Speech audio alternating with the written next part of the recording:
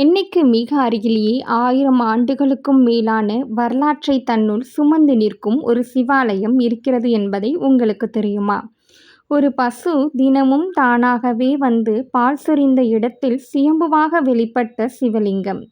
சோழ மன்னர்களின் கல்வெட்டுக்களை இன்றும் சுமந்து நிற்கும் ஆலயம். பக்தர்களின் வேண்டுதல்களை நிறைவேற்றும் தேனுபூரீஸ்வரர். இன்று நாம் தரிசிக்கப் போவது சென்னை மேடவாக்கத்தில் அமைந்துள்ள அருள்மிகு தேனுபூரீஸ்வரர் திருக்கோவில். இந்த ஆலயம் சுமார் 1000 ஆண்டுகளுக்கும் மேலான பழமையான சிவஸ்தலமாக கருதப்படுகிறது. சோழர் ஆட்சி காலத்தில் இந்த ஆலயம் பெரும் வளர்ச்சி பெற்றதாக கல்வெட்டுக்கள் சாட்சியமாக உள்ளன. இந்த பகுதி முற்காலத்தில் அடர்ந்த வனப்பகுதியாக இருந்ததாக கூறப்படுகிறது. அப்போது ஒரு பசு தினமும் ஒரு குறிப்பிட்ட இடத்தில் தானாகவே பால் சுரப்பதை மேய்ப்பவர்கள் கவனித்தனர். அந்த இடத்தை தோண்டி பார்த்தபோது அங்கே சுயம்புவாக சிவலிங்கம் வெளிப்பட்டதாக தலபுராணம் கூறுகிறது. தேனு என்றால் பசு. பசு வழிபட்ட ஈசன் என்பதால் இங்கு இறைவர் தேனுபூரீஸ்வரர் என்ற திருநாமத்தில் அருள்பாலிக்கிறார். இங்குள்ள மூலவர் சுயம்புலிங்கமாக அருள்பாலிக்கிறார். பக்தர்கள் திருமணத்தடை நீங்கவும், குடும்ப ஒற்றுமை பெருகவும், தொழில் வளர்ச்சி மற்றும் உடல்நலம் வேண்டியும் வழிபடுகின்றனர். அமைதியான கருவறையில் ஈசனை தரிசிக்கும் போது மனதில் ஒரு தனி அமைதி ஏற்படுவதை பக்தர்கள் உணர்வதாக கூறுகின்றனர். இங்குள்ள அம்பாள் அருள்மிகு தேனுகாம்பாள் தெற்கு நோக்கி அருள்பாலிக்கிறார். கருணை நிறைந்த திருமேனியுடன் அருள் புரியும் அம்பாளை வெள்ளிக்கிழமைகளில் ஏராளமான பெண்கள் தரிசித்து விரதம் மேற்கொள்கின்றனர். இந்த ஆலயத்தில் சோழர் கால கட்டிடக்கலையின் அழகை இன்றும் காண முடிகிறது. கருங்கல் தூண்கள், அழகிய சிற்ப வேலைப்பாடுகள், எளிமையானதாய் இருந்தாலும் ஆழமான ஆன்மீக உணர்வை தரும் கருவறை, பழமையான கற்சுவர்கள், ஒவ்வொரு இடமும் வரலாற்றை நமக்கு சொல்லிக்கொண்டே இருக்கிறது.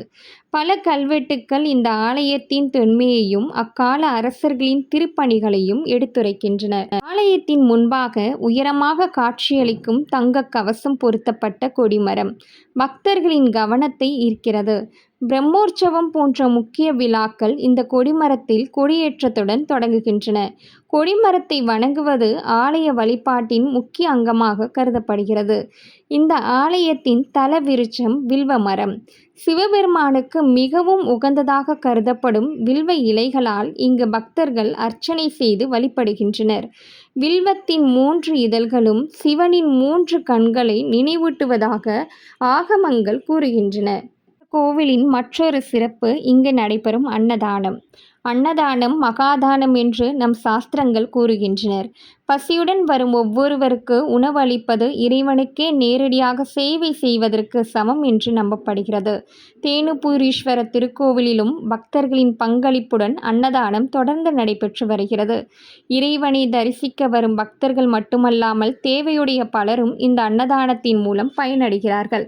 நாம் ஆலயத்திற்கு செல்லும் போது இறைவனை தரிசிப்பதோடு மட்டுமல்லாமல் நம்மால் இயன்ற அளவு அந்த அன்னதான திட்டத்தில் பங்கேற்பதும் ஒரு சிறந்த தர்மமாகும்.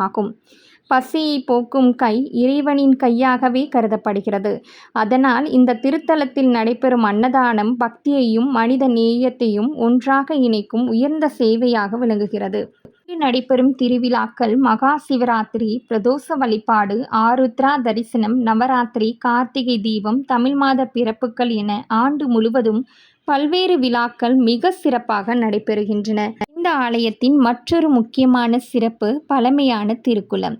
மழைநீரை சேமித்து நிலத்தடி நீரை உயர்த்தும் பாரம்பரிய நீர்நிலையாக இது விளங்குகிறது. முன்னொரு காலத்தில் தெப்ப உற்சவங்களும் தீர்த்தவாரி நிகழ்வுகளும் நடைபெற்றதாக கூறப்படுகிறது. இன்றும் இந்த குளம் ஆலயத்தின் ஆன்மீக சூழலை மேலும் அழகுபடுத்துகிறது. சென்னையின் பரபரப்பான வாழ்க்கைக்கு நடுவே மன அமைதியை தேடுபவர்களுக்கு இந்த தேனுபூரீஸ்வரர் ஆலயம் ஒரு அரிய ஆன்மீக பொக்கிஷம். வரலாறு, கட்டிடக்கலை, சோழர் கால நினைவுகள், சுயம்பு சிவலிங்கத்தின் அருளெல்லாம் ஒன்றாக கலந்த இந்த திருத்தலத்திற்கு ஒருமுறையாவது குடும்பத்துடன் வந்து தரிசியுங்கள். இந்த வீடியோ உங்களுக்கு பிடித்திருந்தால் லைக் செய்யுங்கள், உங்கள் நண்பர்களுக்கும் பகிருங்கள். மேலும் இது போன்ற அரிய ஆலயங்களின் வரலாற்றை தொடர்ந்து பார்க்க எங்கள் சேனலை சப்ஸ்கிரைப் செய்ய மறக்காதீர்கள். மீண்டும் ஒரு புதிய தல தரிசனத்துடன் சந்திப்போம். ஓம் நமச்சிவாய.